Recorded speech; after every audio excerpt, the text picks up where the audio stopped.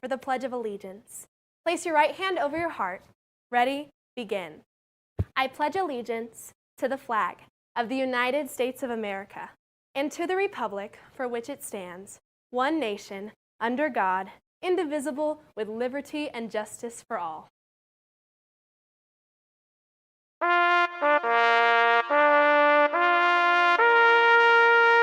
Good morning, everyone, and welcome to the special edition of the Colt Report. Today we will gather together to remember and learn about the significant event in our national history, September 11th, 2001, often referred as 9/11. This day marks a moment that changed the world. Now let's begin with a moment of silence to pay our respect to the victims and heroes of 9/11.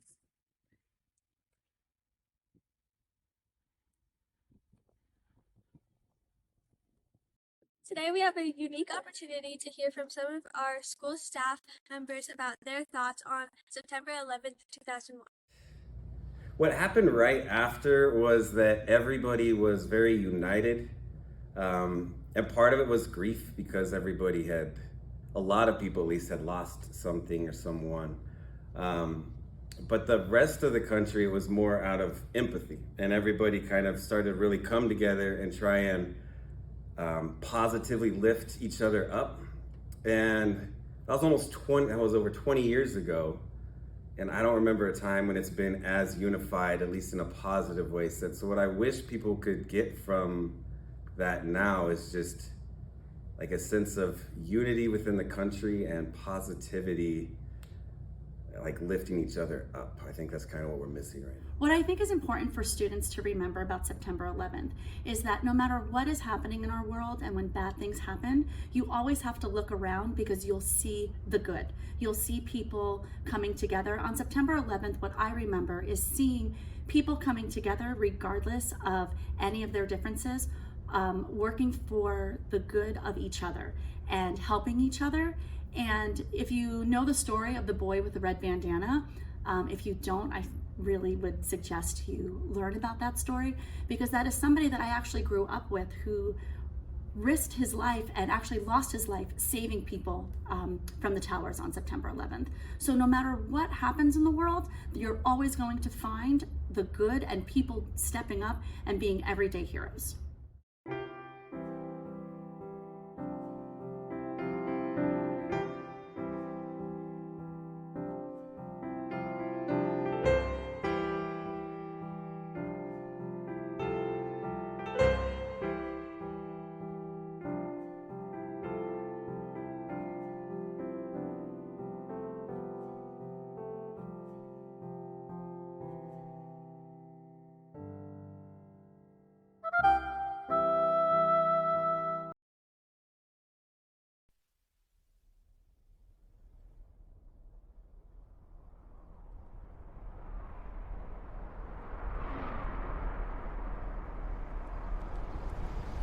I thought I was watching a movie, Towering Inferno at first. And then I looked real close, and I noticed it was the World Trade Center. I was compelled, because I'm a type of person that can't stand by and watch other people suffer. And to me, they were suffering. They wanted to get off the island. And there was no way for them to get off the island other than the water. And I had noticed when I was watching the television, I saw a lot of the ferries going up into the slips and taking people off. I said, fine, we could do the same thing. I could take people on my boat, get in there, take them where they have to go. And that's what we did.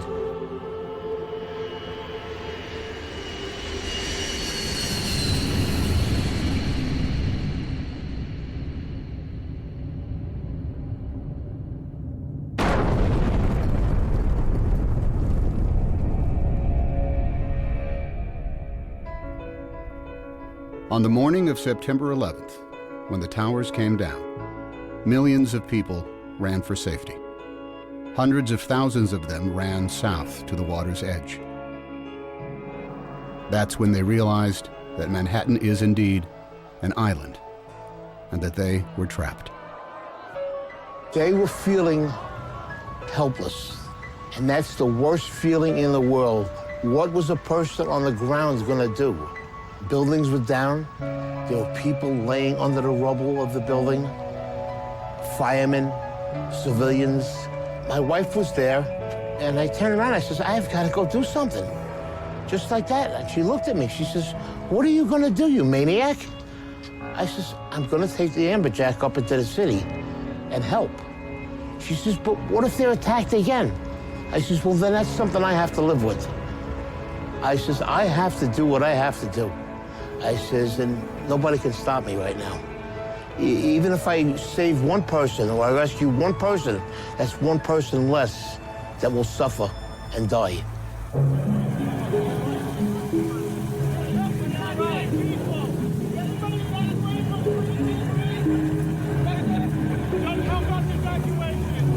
They were trying to evacuate Manhattan because nobody knew what was going on. You know, you didn't know if something else was going to happen. It was just a madness on one side and wanting to help people on the other side. They were just streaming out of the buildings, and the first mode of transportation they saw was a ferry boat. That's when they knew, this is how I'm getting out of here. So they didn't even care where the boat was going. There wasn't panic in New York in the beginning, just volume. It wasn't until the first building fell that there was panic.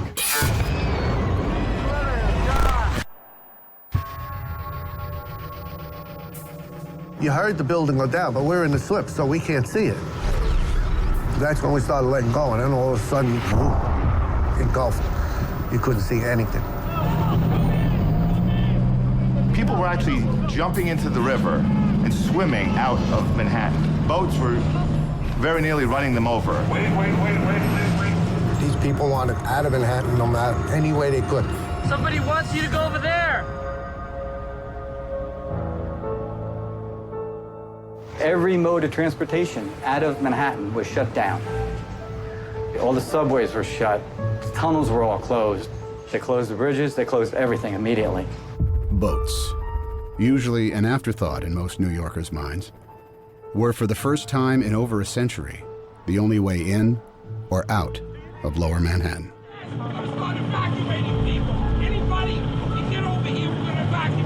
The process that actually had already started. There were some boats that were grabbing people, that people were lined up at the walls. On the left. It's just human nature. You see people in distress on the seawall in Manhattan begging you to pick them up. You have to pick them up. They didn't know what was going on. They seen the building getting hit with these two planes. As far as they was concerned, we were being bombed. I was wondering if they were going to come on the boat, if they had people with bombs, or if they were going to come on. We're a big orange target in the middle of that harbor.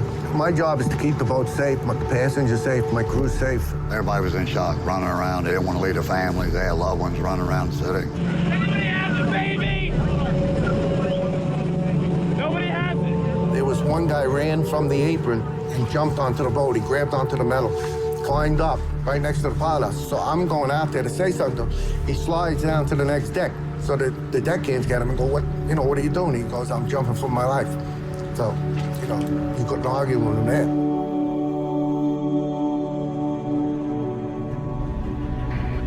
There was a small boat that was at the lower tip of Manhattan. I thought the boat was going to flip over because so many people were trying to get on. And as I looked behind, they were just 10 deep. And that's kind of what gave us the idea. We decided that this has to get better organized and we better do it, and that's what we did. So we decided to make the call on the radio. All available boats. This is the United States Coast Guard aboard the pilot boat in New York. Anyone want to help with the evacuation of Lower Manhattan, report to Governor's Island. When that call came on the radio, they were coming. I was uncertain of who was going to respond. About 15, 20 minutes later, there were just boats all across the horizon. Literally 100 targets converging on the lower part of Manhattan. When we came out of that dust cloud, tugboats, I'd never seen so many tugboats all at once. There was just like a fleet of tugboats headed to Manhattan. If it floated and it could get there, it got there. All different size, shapes, and forms. And they were zooming across this water. Ferries, private boats, party boats. I worked on the water for 28 years. I've never seen that many boats come together at one time that fast. One radio call, and it just came together just that fast.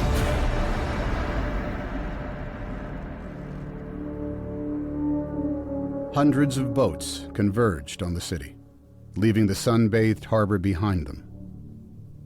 Dead ahead, the unknown. That was something I won't forget. It was just low, dark, acrid, black smoke. It was like there was a big chimney in Manhattan. When we pulled into Pier 11, the dust was unbelievable. And then out of nowhere, you just kept on seeing people coming. They looked like zombies coming through the fog, and you knew that those were human beings. Don't leave us. Please don't leave us here. Take us. At that point, the Coast Guard said, not how many people are you allowed, how many people can you fit? Boats started hanging, literally would take a bedsheet off a bunk and a can of spray paint and paint their destination on.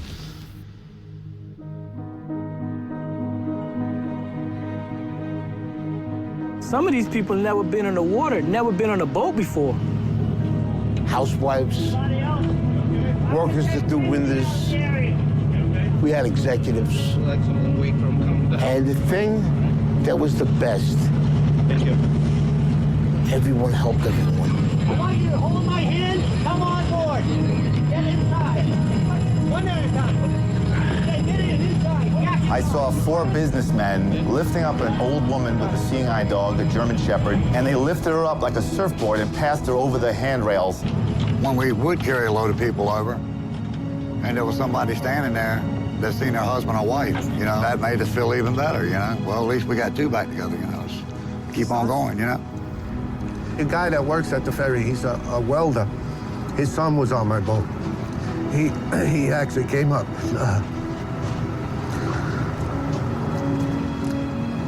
He thanked me. We went back and forth all day long, carrying boatloads, as many as our boat would hold. And it was a lot of people. A lot of people. You couldn't have planned nothing to happen that fast, that quick. No training. This was just people doing what they had to do that day. You forget all about what you're supposed to do, what they teach you in school, and you say, you know what, morally, this is the right way to go, and deep down, this is what I'm gonna do. Average people, they stepped up, and when they needed to, they showed me, you know, when the American people need to come together and pull together, they will do it. I do feel a way honored that I was a part of it. That was the greatest thing I ever did with my life. The greatest day that I've ever seen in all my boating, I mean, my life on the water.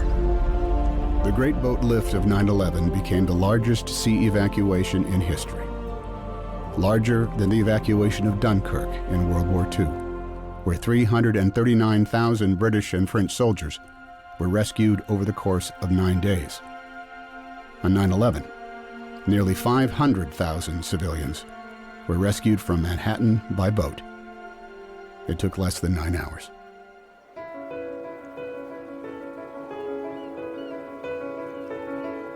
I believe somebody has a little hero in them. You gotta look in, and it's in there. It'll come out, if need to be.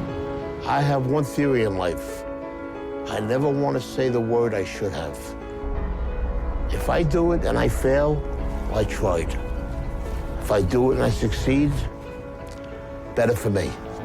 And I tell my children the same thing. Never go through life saying you should have. If you want to do something, you do it.